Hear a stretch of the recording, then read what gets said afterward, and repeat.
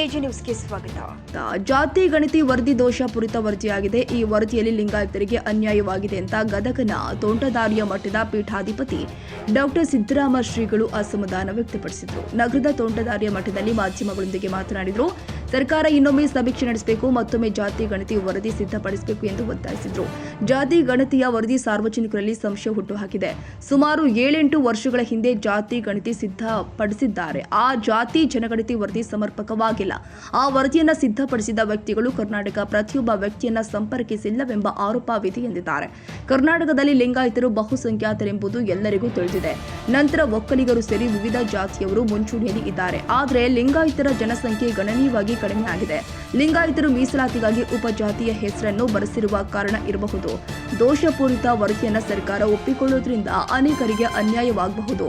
ಶಿಕ್ಷಣ, ರಾಜಕಾರಣ, ಉದ್ಯೋಗ ಹಾಗೂ ವ್ಯವಸಾಯ ಸೇರಿ ಅನೇಕ ಜಾತಿ ಉಪಜಾತಿಗಳಿಗೆ ಅನ್ಯಾಯವಾಗಬಹುದು. ನೂರಾರು ಉಪಜಾತಿಗಳನ್ನ ವರದಿಯಲ್ಲಿ ಕೈಬಿಟ್ಟಿರುವುದು ಅತ್ಯಂತ ಆಘಾತಕಾರಿಯಾಗಿದೆ. ಸರ್ಕಾರ ಸ್ವೀಕಾರ ಮಾಡಿರುವ ವರದಿ ಸಮರ್ಪಕವಾಗಿಲ್ಲ. ಲಿಂಗಾಯತರು ಜನಸಂಖ್ಯೆ ಅಂದಾಜಿನ ಪ್ರಕಾರ 1.5 ಕೋಟಿ ಇದ್ದಾರೆ. ಆದರೆ ಲಿಂಗಾಯತ ಸಂಖ್ಯೆ ವರದಿಯಲ್ಲಿ 72 ಲಕ್ಷಕ್ಕೆ ಇಳಿಸಿದ್ದು ಅತ್ಯಂತ ಆಘಾತಕಾರಿಯಾಗಿದೆ. ಬೇರೆ ಬೇರೆ ಜಾತಿಯವರು ಮುನ್ನೆಲೆಗೆ ಬಂದಿದ್ದಾರೆ. ಸರ್ಕಾರ ಇನ್ನೊಮ್ಮೆ ಪರಿಶೀಲನೆ ಮಾಡಿ ನೈಜ ವರದಿ ಬಿಡುಗಡೆ ಮಾಡಬೇಕು. ಸರ್ಕಾರ ಯಾರಿಗೂ ಅನ್ಯಾಯವಾಗದಂತಹ ವರದಿಯನ್ನ ಸಿದ್ಧಪಡಿಸಿ ಯೋಜನೆ ಪೂರ್ಣಗೊಳಿಸಬೇಕು. ಜಾತಿ ಜನಗಣತಿ ಮಾಡಿರುವ ಉದ್ದೇಶ ಸ್ಪಷ್ಟವಾಗಿಲ್ಲ. ಒಳಗಡೆ ಯಾವುದೋ ಒಂದು ಉದ್ದೇಶ ಇಟ್ಕೊಂಡು ಮಾಡಿರಬಹುದು. ಜಾತಿ ಗಣತಿ ವರದಿ ಬಹುತೇಕ ಲಿಂಗಾಯತರ ವಿರೋಧವಿದೆ. ಸಚಿವ ಸಂಪುಟದಲ್ಲಿ ಇರುವಂತಹ ಕಾಂಗ್ರೆಸ್ ಕೆಲವು ಮಂತ್ರಿಗಳ ವಿರೋಧವಿದೆ. ಸಮಾಜದ ಪ್ರಮುಖರು, ಗಣ್ಯ ವ್ಯಕ್ತಿಗಳು, ಮಠಾಧೀಶರು ಸಮಾಲೋಚನೆ ಮಾಡಿ ಮುಂದಿನ ತೀರ್ಮಾನ ತೆಗೆದುಕೊಳ್ಳುತ್ತೇವೆ ಎಂದಿದ್ದಾರೆ. ಕರ್ನಾಟಕ ಸರ್ಕಾರವು ಇತ್ತೀಚೆಗೆ ಜಾತಿ ಗಣತಿಗೆ ಸಂಬಂಧಪಟ್ಟಿರುವಂಥ ವರದಿಯನ್ನು ಸ್ವೀಕರಿಸಿ ಸಚಿವ ಸಂಪುಟದ ಸಭೆಯಲ್ಲಿ ಆ ಬಗ್ಗೆ ಚರ್ಚೆಯನ್ನು ಮಾಡಿರುವಂಥದ್ದು. ಅದರ ಜೊತೆಗೆ ಬರುವ 17ನೇ ತಾರೀಕಿನಂದು ಮತ್ತೆ ಆ ಕುರಿತು ವಿಶೇಷವಾಗಿರುವಂಥ ಸಂಪುಟ ಸಭೆಯನ್ನು ಕರೆದಿರುವುದು ಈಗಾಗಲೇ ಮಾಧ್ಯಮಗಳಲ್ಲಿ ವರದಿಯಾಗಿದೆ.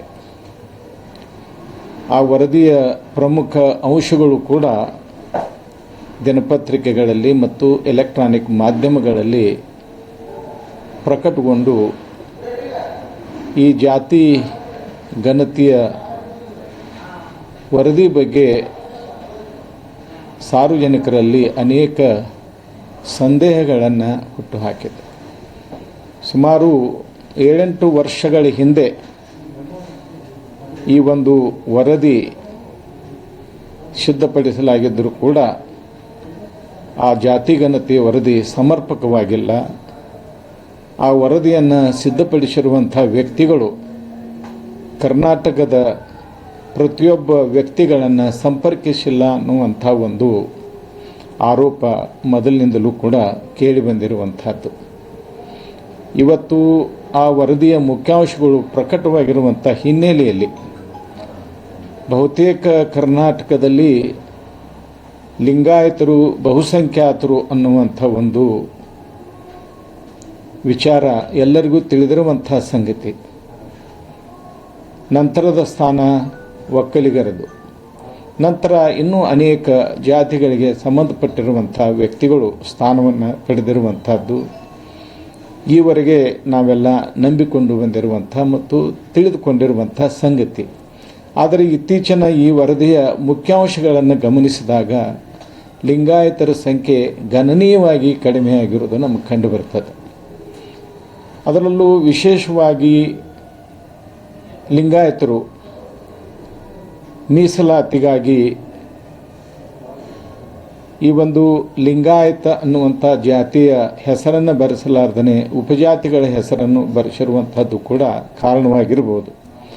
ಆದರೂ ಕೂಡ ಈ ಜಾತಿ ಗಣತಿಯನ್ನು ಮಾಡುವಂಥ ವ್ಯಕ್ತಿಗಳು ಪ್ರತಿಯೊಬ್ಬರನ್ನು ಸಂಪರ್ಕಿಸಿ ನೈಜವಾಗಿರುವಂಥ ವರದಿಯನ್ನು ಸಿದ್ಧಪಡಿಸಿಲ್ಲ ಅನ್ನುವಂಥ ಒಂದು ಆರೋಪ ಇರುವಂಥ ಹಿನ್ನೆಲೆಯಲ್ಲಿ ಮತ್ತು ಇಂಥ ಒಂದು ದೋಷಪೂರಿತವಾಗಿರುವಂಥ ಜನಗಣತಿಯನ್ನು ಸರ್ಕಾರ ಒಪ್ಪಿಕೊಳ್ಳುವುದರಿಂದ ಅನೇಕರಿಗೆ ಇದರಿಂದ ಅನ್ಯಾಯ ಆಗಬಹುದು. ಬೇರೆ ಬೇರೆ ಕಾರಣಗಳಿಗಾಗಿ, ಅದು ಶಿಕ್ಷಣ ಇರ್ಬೋದು, ರಾಜಕಾರಣ ಇರ್ಬೋದು, ಅಥವಾ ಉದ್ಯೋಗ ವ್ಯವಸಾಯ ಏನೇ ಇರ್ಬೋದು, ಇಂಥ ಅನೇಕ ಕಾರಣಗಳಿಗಾಗಿ ಇವತ್ತು ಅನೇಕ ಜಾತಿ ಉಪಜಾತಿಗಳವರಿಗೆ ಅನ್ಯಾಯ ಆಗ್ಬೋದು.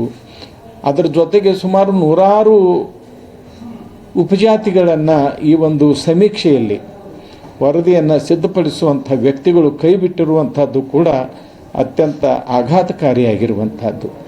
ಈ ಒಂದು ಹಿನ್ನೆಲೆಯಲ್ಲಿ ಇವತ್ತು ಸರ್ಕಾರ ಸ್ವೀಕಾರ ಮಾಡಿರುವಂಥ ಈ ಜಾತಿ ಗಣತಿಯ ವರದಿ ಅದು ಸಮರ್ಪಕವಾಗಿಲ್ಲ.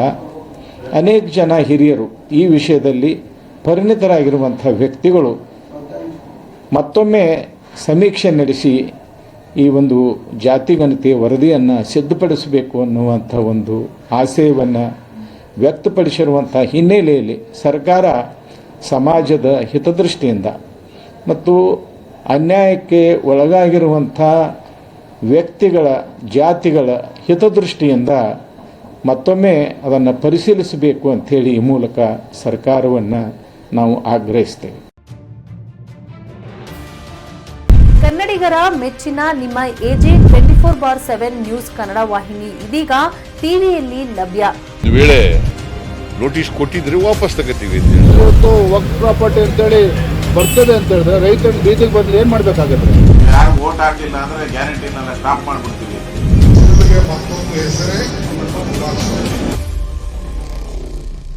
ಕರ್ನಾಟಕ ಮತ್ತು ದೇಶ ವಿದೇಶ 360 ಡಿಗ್ರಿ ಸುದ್ದಿ ಹಾಗೂ ಉತ್ತರ ಕರ್ನಾಟಕ ಬೆಳಗಾವಿ, ಬಾಗಲಕೋಟೆ, ಧಾರವಾಡ, ಹಾವೇರಿ, ಗದಗ, ಬಿಜಾಪುರ ಜಿಲ್ಲೆಯ ಕ್ಷಣ ಕ್ಷಣದ ವಿವರವನ್ನ ಪಡೆಯುವುದಕ್ಕೆ ಎಜೆ 24/7 ನ್ಯೂಸ್ ಕನ್ನಡ ವಾಹಿನಿಯನ್ನ ಲೈಕ್ ಮಾಡಿ, ವಿಡಿಯೋಗಳನ್ನ ಶೇರ್ ಮಾಡಿ, ಕಮೆಂಟ್ ಮಾಡುವ ಮೂಲಕ ನಮ್ಮ ವಾಹಿನಿಗೆ ಸಹಕಾರ ನೀಡಿ ಮತ್ತು ಚಾನೆಲ್ ಅನ್ನ ಸಬ್ಸ್ಕ್ರೈಬ್ ಮಾಡಿ.